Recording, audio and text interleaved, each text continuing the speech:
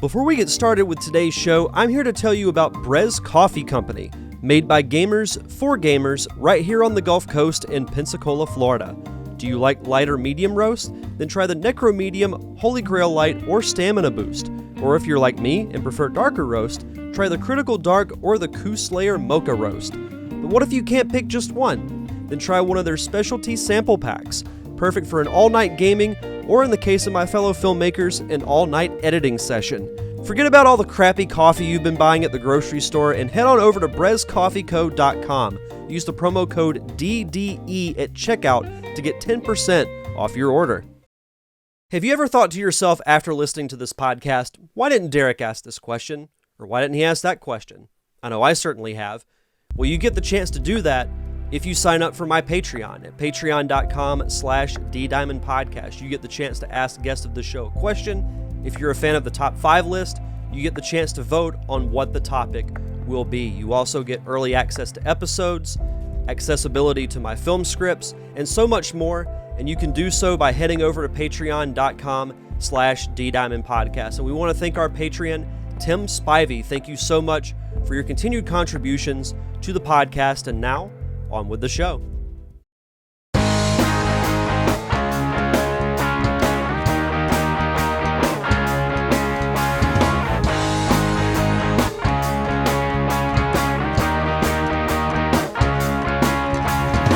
Welcome to the Derek Diamond Experience podcast, where every week I take a look inside the world of film and television with those who have lived it and experienced it. I am your host, Derek Diamond, and it's crazy to think that we're just 2 weeks away from the return of Pensacon. That's right, Pensacon is back May 21st through the 23rd at the Pensacola Bay Center, as well as other surrounding venues in downtown Pensacola. For those of you who are longtime listeners of the show, you know how much Pensacon means to me. I have attended every single year.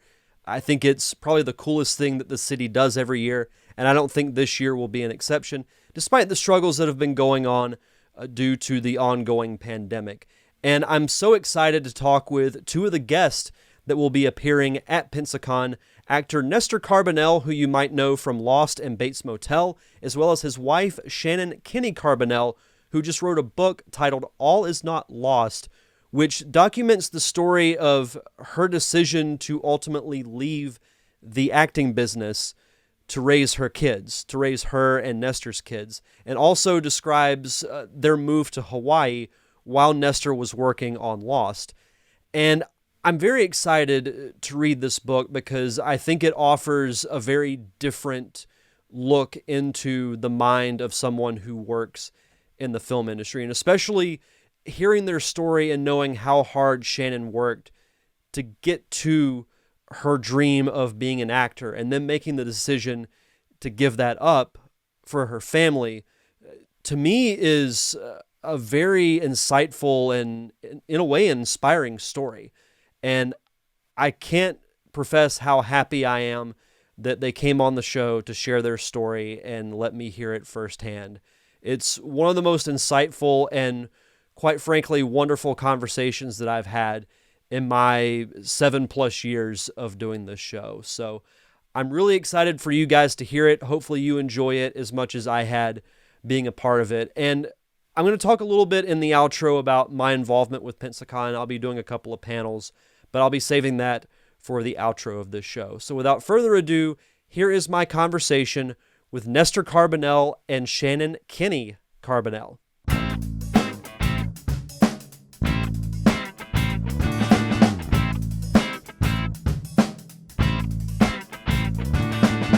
Welcome back to the Derek Diamond Experience podcast, and this week, Pensacon month continues here on the podcast, and I'm excited to welcome not one, but two guests, Nestor and Shannon Carbonell. How are you today? We're great. Thank you for having us on, Derek. We really appreciate it. Yeah, we're very good. Are you going to take Kenny Carbonell now? I'll take Kenny Carbonell, sure. Take your maiden name. I kind of like the ring. I think that's a really good idea.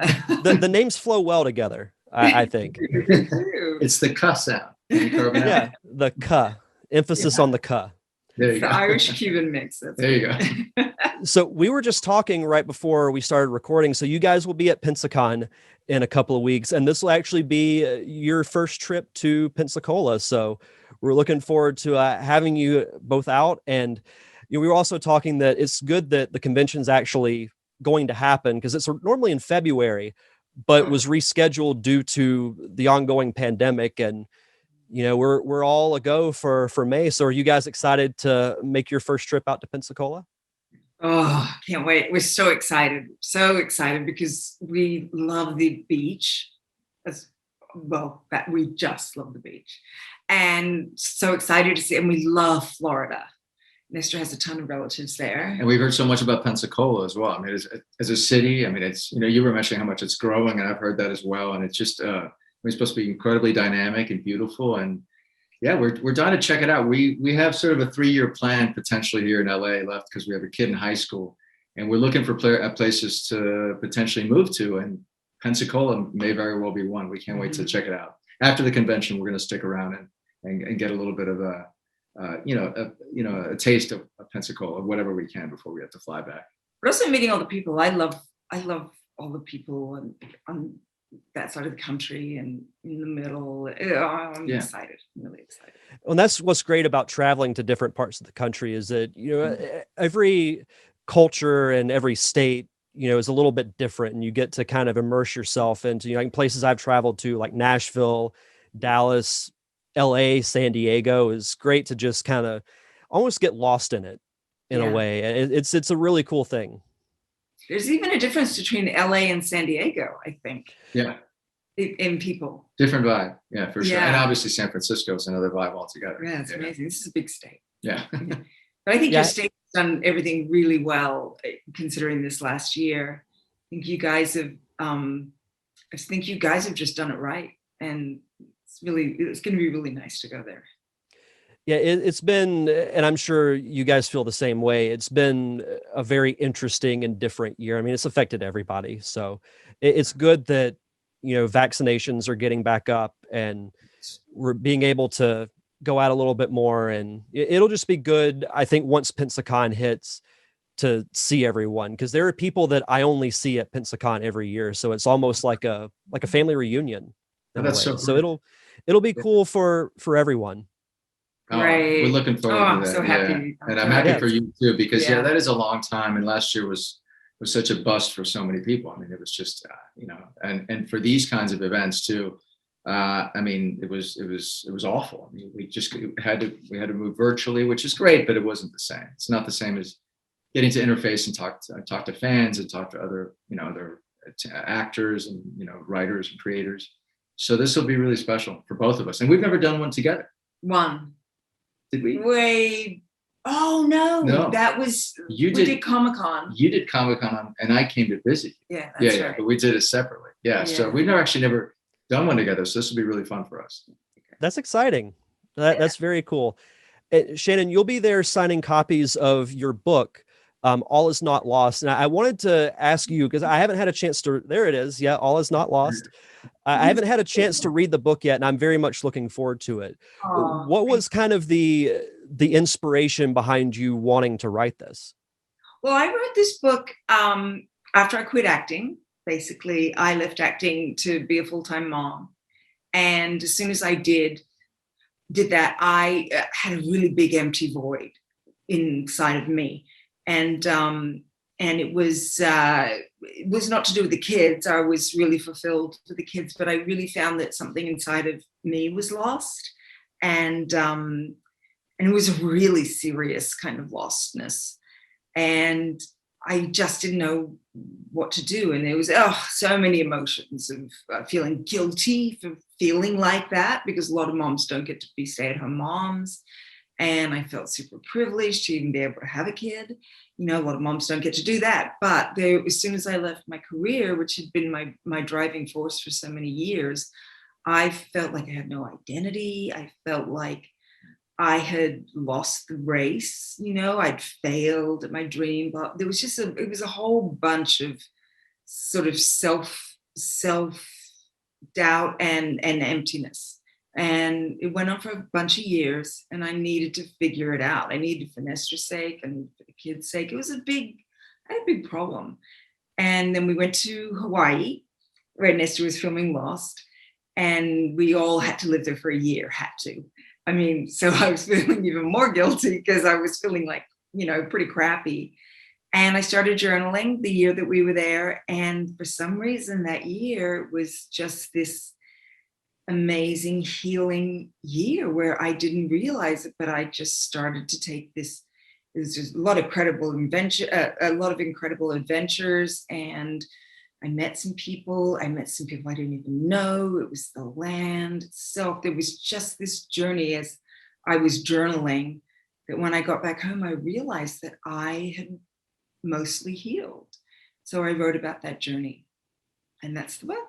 Yeah. So the as you can see, all is not lost. The cover, obviously the play on the word, but it's a really beautiful. I mean, Shannon bears her soul in this book. It's a really beautiful and hopeful journey. You do make some references to the show, not many, but some. But it's mostly to do with your journey. And I want to see if you can see the little Easter egg. I don't know if you can see anything under the plane. If you see the shadow of the plane. But, yeah, I do see that. Yeah. Yeah, for the viewers. Yeah, it's a little Easter egg there because Shannon talks about how she, not unlike the survivors on Lost, she crash landed on the island, and so it's a gorgeous, it's really funny too. It's not just dark, it's very funny. And Shannon's getting a lot of, and rightly so, a lot of praise from particularly a lot of women who have felt this way, even though her experience is unique to herself. It's really universal. A lot of people who give up their full-time, their passion in favor of parenthood, they don't realize that if they lose a piece of themselves, and until they acknowledge it and deal with it, it can really fester and really affect you. So it's a very relatable book, and it's a beautiful book. She's done a great job. I think the connection to Lost is really that I was a big, big Lost fan. Before Nestor was on the show, I was like a Lostie. And so when he got on the show, I had to explain everything to him. Oh, I know, because it was before TiVo was really a big thing. No, I was TiVoing it. You were? Okay. Yeah, it was on my TiVo list. I remember. Oh, it was, okay. But I couldn't watch 3 seasons before I went because I got the job and I was like, okay, you're on a plane in 2 days. I was like, well, you got to fill me in. So you did. Oh yeah, it was like my number one show. I was touting the show to everybody. And so I said to Nestor, if you ever get an audition for the show, you have to do it. You have to go, and it's in Hawaii. And bring us with you. Yeah, we're all going. And then it ended up being this one guest star that just grew into 5 years. Was it? It was 4 years, about 4 years. Yeah, like a small sort of role in the beginning that grew and grew and grew to the final season that he was in every episode. So we got to move. So it was this thing. But even when I got there, I had to really remind myself to call the cast members by their real names, because I was like, oh, hi, Hurley, Jorge, Hurley, oh my God, I love him. So it was really, really hard. Desi. Oh, yes. So it was really hard. But so I did sort of get a little taken up in the island of feeling like I might be there in Lost. But, it was amazing because the island of Hawaii is really a bit like the island. It's really spiritual over there, and it's the land is very commanding, and it's very, I think from its original inhabitants, the people over there. The people there are just extraordinary. Yeah, and they have a big connection to the land, so you really feel something there. And it was, I was very closely tied to the show. It's not a tell-all. No, not at all. No, this is the only thing you tell all is about you. Well, yeah, you're gonna learn way too much about me. That may not want to know. It's good looking at Nestor's life, but really it's about me. But it's good stuff about the behind the scenes of an actor too, like and the craft and all of that stuff. But it's not even about me. It's about so many women. It's really about so many women who are kind of scared to say it. Right. And men too, who are now staying at home. If the spouse is the other spouse is a breadwinner, men too who are in favor of parenthood. Yeah. But mostly a lot of women. You're right. Just about a lot of people whose life really goes the way they want it to. And it's about the pain of having to pivot. Yeah. And figure it out. It's about that time in between, that time when you're kind of lost. About who am I? That hard time. Yeah. So that's the book. Well, you bring up a great point, because a lot of people don't think, when you think of actors or those who work in film, I mean, they are regular people too. And in your case, having a family and raising kids takes a lot. Like, you sacrifice a lot, and people don't think that, actors especially, and those who work in film and TV, that you spend so much time on your craft. Like, it's an all-consuming thing, Right. but you still have to worry about the home life and the family life. So I think that's great that you touch on that, because I feel like that point specifically is not brought up a lot when it comes to discussing those who work in film and TV. No, and most actors, it takes we trained. I mean, I went to 4 years of theater school, and Nestor did tons of training. And then it takes, like, on top of that, it takes unless you know people, we knew nobody, because there's a lot of nepotism in Hollywood, but that's fine. That's great, because we hope to give that to our kids if they want to get in. But it really takes a good 4 or 5 years on top of that to get in, where you waitress and you clean houses and stuff. How many waitressing jobs? I did 25 waitressing jobs, and I cleaned houses and cleaned homes for how many years? Like a year or two? About a year and a half. Right. And so you've got those added on, and you're auditioning, and so it's a long to get to be on a set and work, and now be able to quit your other jobs.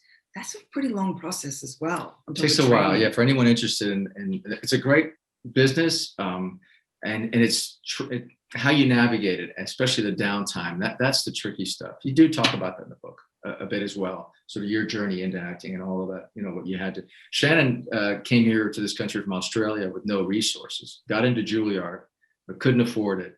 But you won the scholarship after you could afford it from the year of the money you made in a soap opera in Australia to pay for 1 year of Cal Arts. Yeah. And then you had to win the scholarship every year after that. So it was a lot of sacrifice, particularly for every actor, but particularly for what you did. So many.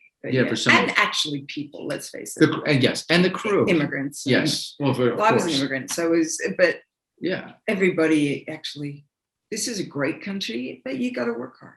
No doubt. The crew, I was going to say, because I'm so glad you brought that point up, Derek, about, understanding.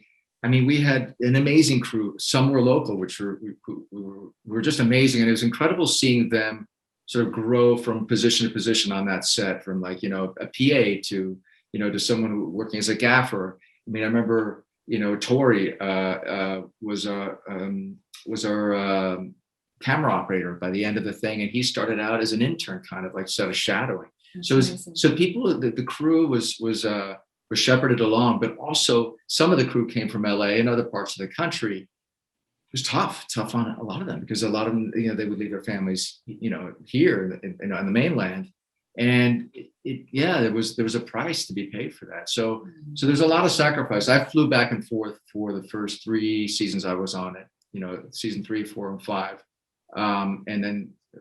Finally in season 6, the whole family moved. So Shannon, I mean, that was not as bad as some of the crew, but I was sometimes there for 5 weeks at a time, So after a while, you start to feel it at home for sure. You do. Yeah. A lot of work's moved out of LA too. So it gets hard. Well, that's a great point too, is that, so many conversations that I have on the show are with people who now don't live in LA, because you can really make films anywhere. You can, I know filmmakers in Memphis. I know some in Nashville, Michigan, New York. And that's the great thing about the evolution of the industry, is that you don't have to go to one central location to make it happen, because people make some incredible work with just an iPhone. And I'm not saying that, it's just as easy as shooting it with your phone, because anybody can run a camera, but it's different. I use this analogy with photography.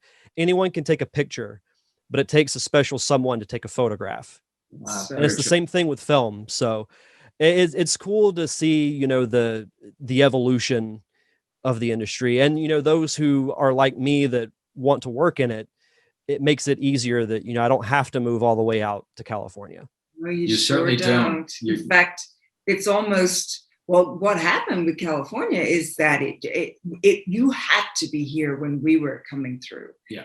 Everything shot here, and then the incentives went away.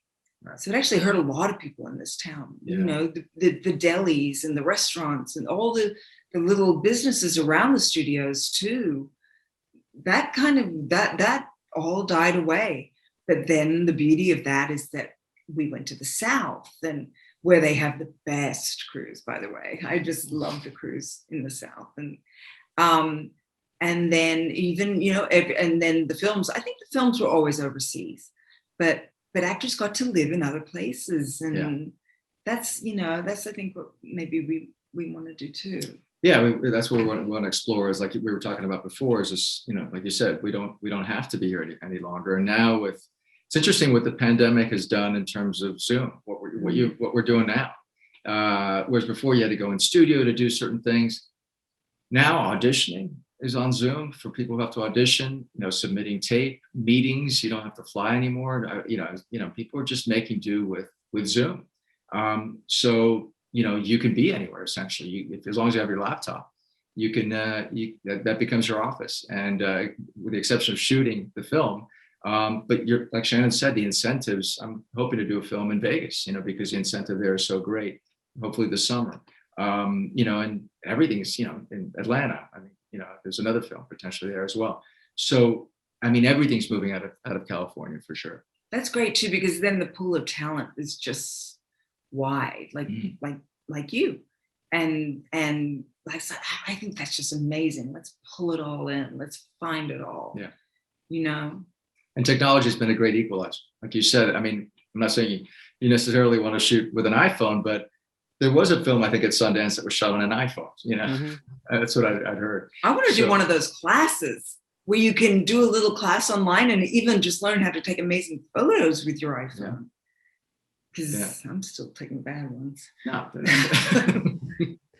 Yeah, no, it's, and you mentioning Zoom, you know, like with this podcast, I haven't done an in-person show since February of last year, but it makes it so much easier to do it virtually. You know, I've gotten used to staring at a camera or staring at a screen with, you know, in this case, the two of you on it. And I think it's going to be around forever, even with, you know, like you mentioned with auditions. The COVID has changed everything forever. Yes. And I think the virtual option will always be there, but I don't think that's necessarily a bad thing. I don't think so at all. I feel sorry for young workers, though, you know, young office workers, right. And because there is that experience of going, and the older people have had it, but, you know, going to a big office when you just first start out, or right. Not that we ever did that work, but that would be exciting to me. And just to meet other people. Yeah. Sort of the notion of interfacing, you know, I think office space is going to come back, you know, but to what extent, you know, you're right. Will there be as many meetings as there used to be? Probably not. That doesn't need to be, you know, when we can do it virtually. And sorry. No. I want to ask you, do you miss something having people in the studio with you? Do you find that something's missing, or what are the benefit loss? What's the... Well, the pros to interviewing someone in person is, you know, they're sitting right across from you. You can almost read their body language in a way, like when they want to talk or they have something to say. So I'll know when to stop asking the question and just let them talk. And, you know, the interaction's a little bit easier, but honestly, I've gotten so used to virtual that it's almost like second nature now. Yeah. And it'll be shows like this that wouldn't be possible in person because we're on the other side of the country. And that's the advantage to virtual, is that, you know, I like earlier today, I interviewed a filmmaker in Canada. That wouldn't have been possible if not for technology. My one regret with Zoom is that I didn't buy stock in it right before the pandemic. I know. I think that's everybody's regret. Huge, massive. It's not good for kids in school. That's already established. But other than that, I mean, and with one thing, you know, I'm trying to sell my book, and it's mostly on Zoom. Yeah. But it's harder to do podcasts because it's everybody's available. Mm-hmm. And so for a podcaster, it must be amazing because you will get much more access to people that normally would be flying that day. Mm-hmm. So, I can't do it that day, you know, and so there's much more availability, I would think. And that's definitely one of the advantages to doing the show virtually. So there's pros and cons to both, but like I said, I've gotten used to the virtual aspect Yeah. of it. But I did want to backtrack a little bit with both of you, and Shannon, we'll start with you. What was it that initially made the two of you want to get into the acting world? I wanted it. I was a little ballerina when I was 3. And I don't know. I just had it in me. I wanted to be an actor since I was 9. But that has its pros and cons. For me, it's kind of in my book. I was pretty single-minded. I basically realized that I would be too tall to be a ballerina, and the Australian ballet had height requirements, and I was like a tall little girl. And it was just a natural thing for me. I loved making up plays. I read books and books and books. And You did a Stedfords, right? Oh yeah, I did It's an Australian competitions, acting competitions. Yeah, I don't even know what made me want it, which is sort of why I questioned it when I quit. It was almost like it was in me before I chose, which I think that's problematic in a way. Not letting you off the hook. Really? What do you mean it was in you? Like it was just. I don't even feel like I chose. Well, isn't that a good thing that it was just sort of instinctive? That it was just like. Yes. You had to do it. Yeah, and I must admit, my first day, I went to theater school. I knew I loved doing theater, and we did film. There was a film. I went to Cal Arts, and there was a film school in there too. And I like doing movies, but I did my first ever thing on a pilot, and I was really nervous the night before to go, thinking, I want to do this for the rest of my life, and I can't do theater because I'll just make nothing. So I better really enjoy this. Right. So the first day I was nervous just to do the job, but I was also nervous, like, am I going to enjoy this? Am I going to like this process? And it was such a relief when I just loved it. Yeah. I was like, oh, thank God I like it.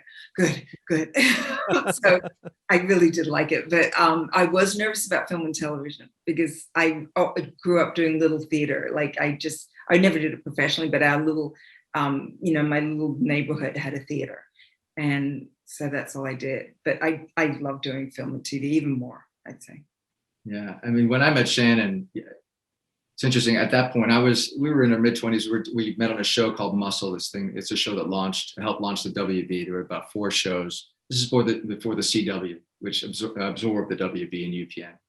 And but when I met Shannon, we were mid-20s, and I mean, I was ready to I was like, man, I was thinking about asking you out, and your focus was completely on acting. I mean, it was like laser focused. And I didn't know, as I got to know you, I realized why you'd given up so much to get there. You had left your country at 18, didn't look back. You had no money. You had to make do with whatever you could, with whatever odd job you had, cleaning houses, doing, waiting tables, whatever it was. So it was everything to you. So when you gave it up, it was just, I mean, I knew how painful that was. For me, it was different. I stumbled into it late in college. I took an elective where the teacher introduced this book, Seinfeld Meisner on Acting. And I started reading it, and I was like, wow, this is really fascinating. Was that in an acting class? Yeah, it was the only acting class in that school, and in college. And okay, so Nestor went to Harvard, and then to his parents' dismay, became an actor. I know. Sorry, Mom and Dad. No, they were great. It's interesting because if our kids drop that bomb on us, we don't know what they're going to do. I would be fine. You would not. No, I am. I'm going to be. I mean, what can I say? I have no leg to stand on. I mean, look what I did to my parents. So, I mean, worse. I mean, what am I going to do? But for me, there was only one elective at the time in the school, and I think there's much more of a program now. And it was this one class, but the teacher, David Wheeler, he introduced us to this book, and I was like, I read it, and I go, wow, that's kind of cool. And then I had that proverbial first moment on stage where you connect with someone and you just forget that there's other people around. We had that real moment, just in one moment. And I go, and it's like a drug. And I go, wow, I want more of that. I didn't know this about you. You did?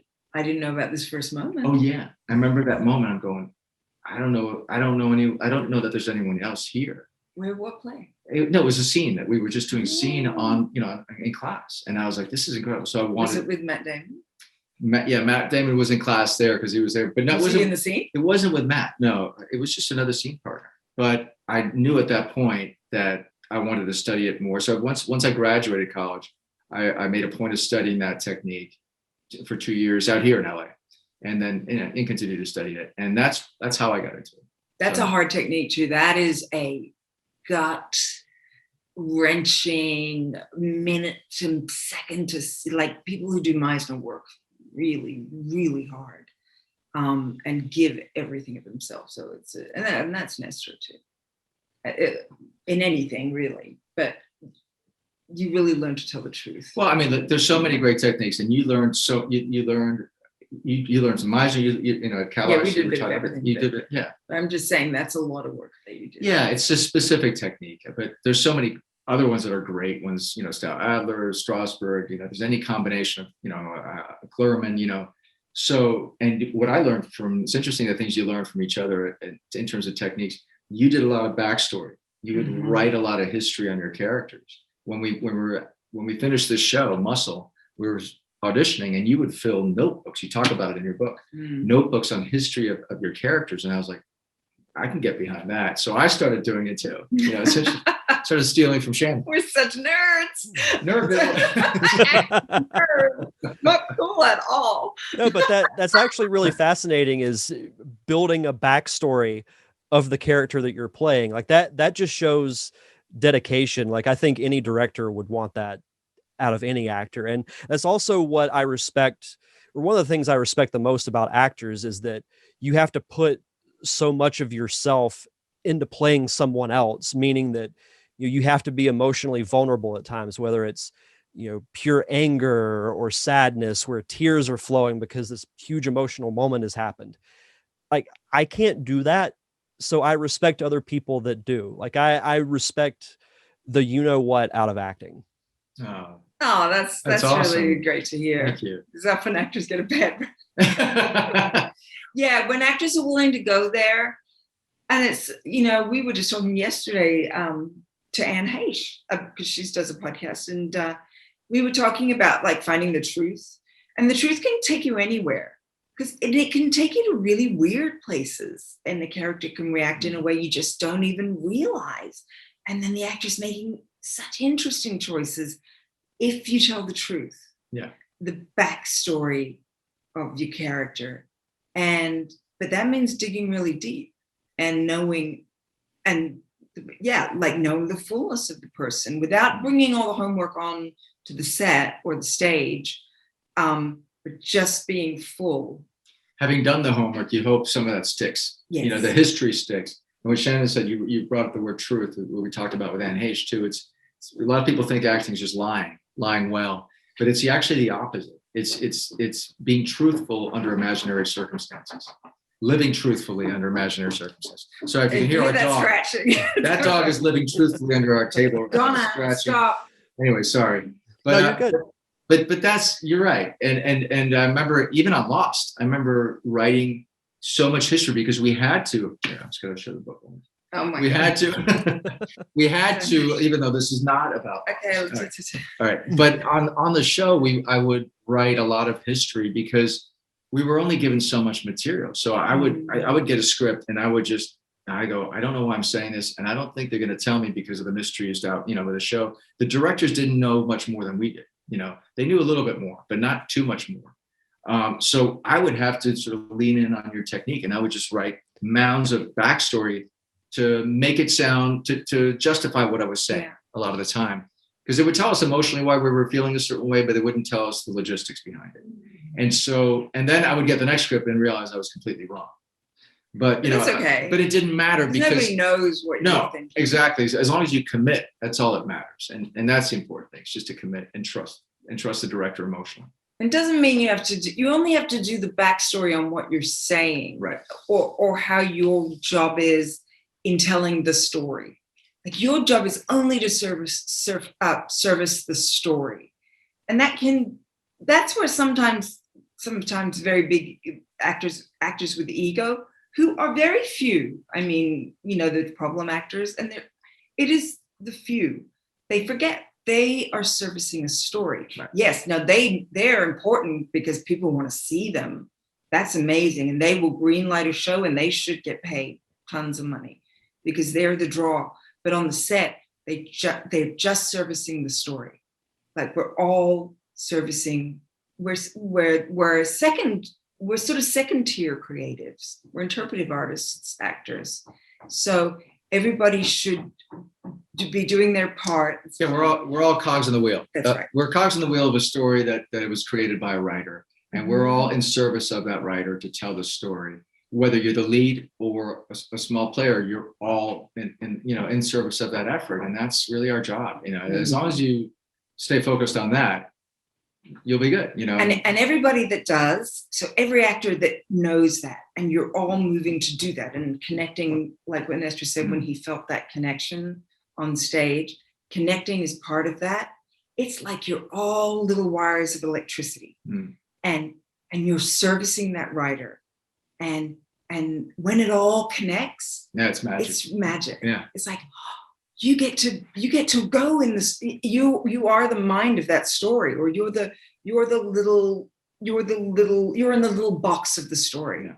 And it's fun to be the little play figures. It's fun to be playing. Especially those ensemble scenes when you have 5 or 6 actors, that have been working together for a while, and they're just sort of playing ping pong with each other emotionally, just sort of batting back and forth, and you're like, wow, that was a good take. We were all in it, Yeah. And that's where the magic happens, on set. Yeah, that's kind of what I missed. And that's what I missed. That's what you gave up. It was like all the sparkle and the joy of that magic and the preparing left me. Yeah. And I felt really dead. And yet I had these 2 beautiful kids, right, and who gave me definitely other joyful sort of other stuff. And it wasn't about what they gave me. I was actually giving them. I was in service to them.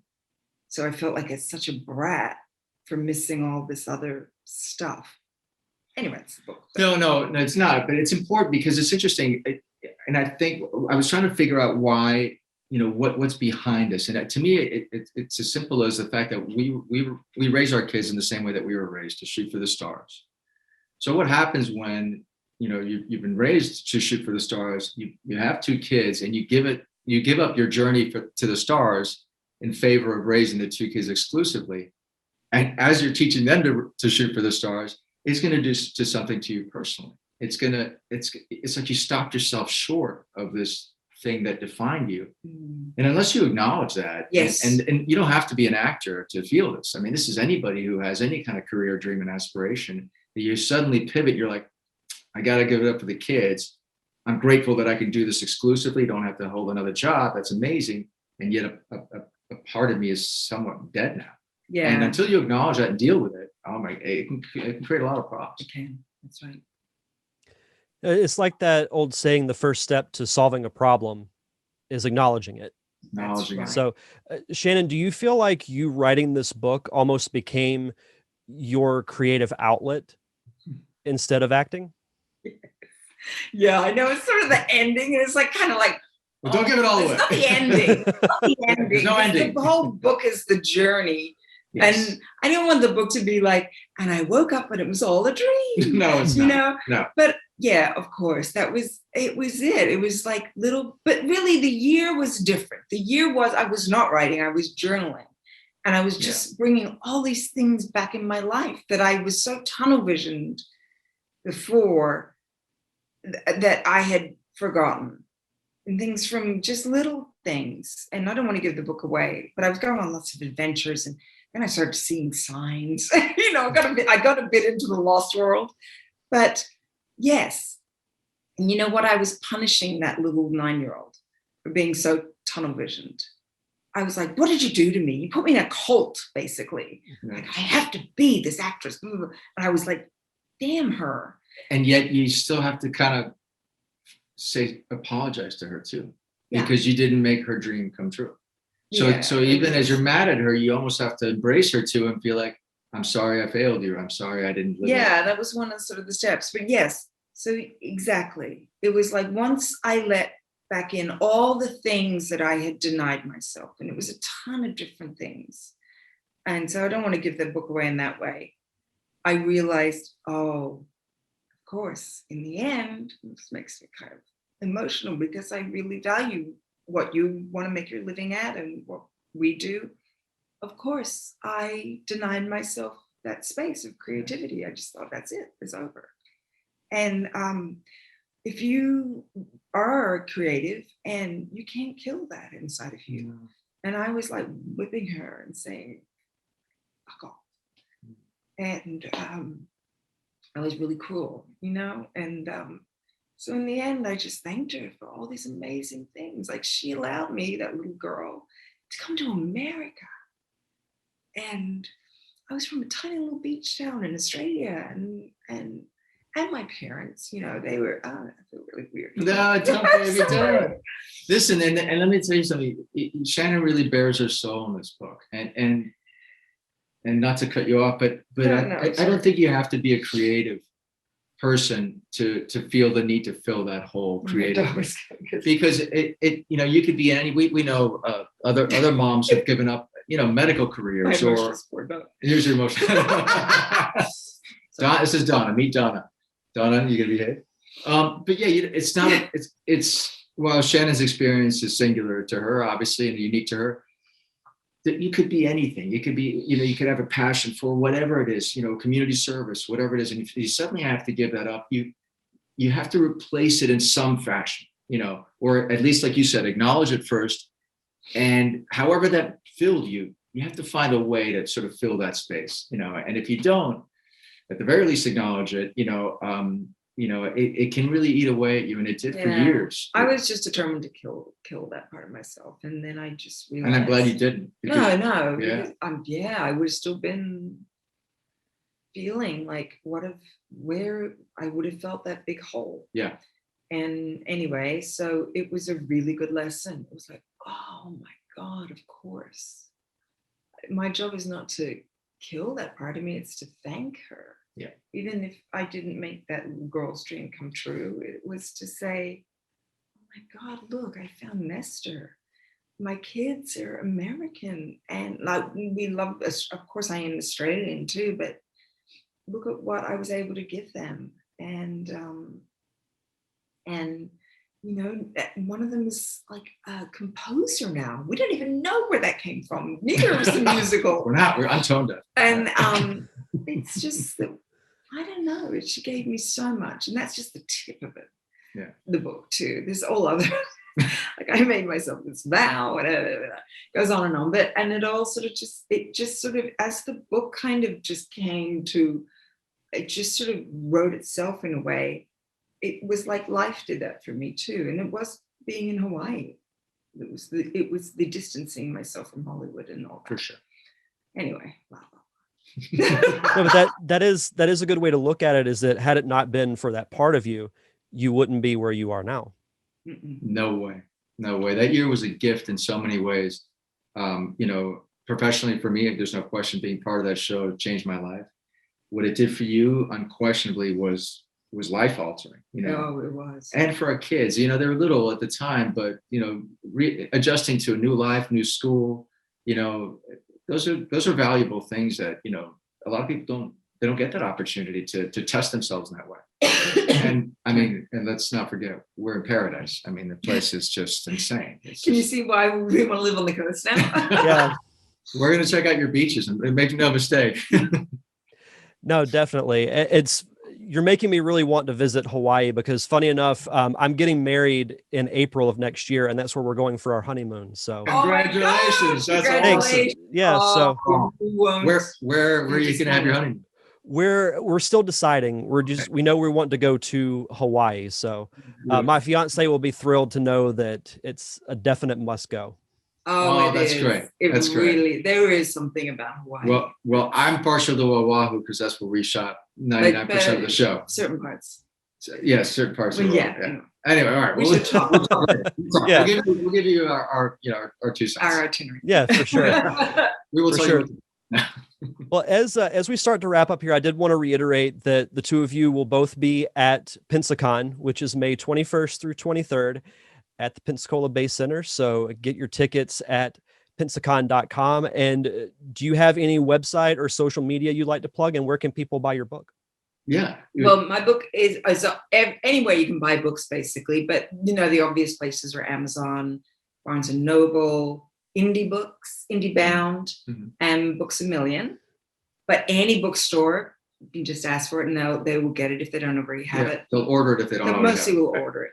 And at the con. Yeah, we'll be bringing copies of the book, and Amazon's the easiest one for a lot of people, but if you want to buy Barnes & Noble, like you said, but we will have copies for people there that Shannon will be signing, and if they want me to sign, I'm happy to sign as well. And then would you want to do your social media sites? Well, your website as well. Well, okay, so my website is shannonkennycarbonell.com, and my Instagram is at @NewShannonJKC. And I'm at Nestor Carbonell on Instagram, and at Carbonell Nestor on Twitter.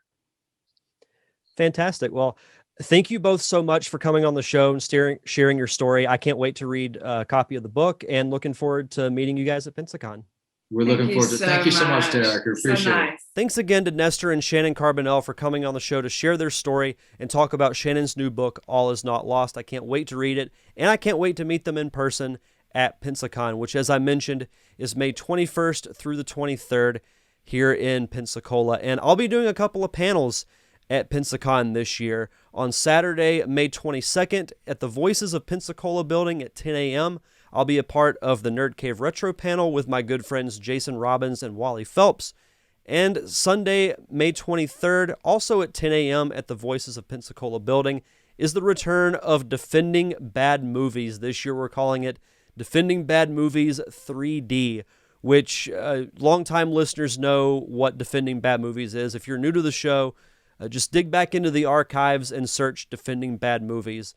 You'll hear previous incarnations of the panel, and this year's panel will be recorded as well, and I'll be playing it as an episode of the show in a couple of weeks. So really excited about that. Pensacon's always a fun time, and can't wait to see everyone, because there are some people that I only see at Pensacon, so it'll be like a nice family reunion.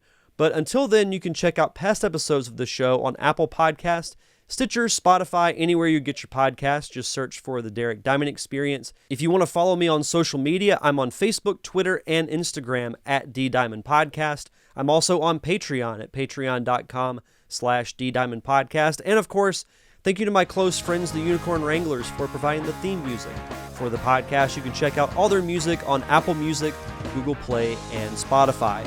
That's going to do it for this week's show, so enjoy the rest of your week. Have a safe and fun weekend. Thank you for tuning into another awesome episode of the Derek Diamond Experience. I am your host, Derek Diamond, and we'll see you guys back here next Thursday.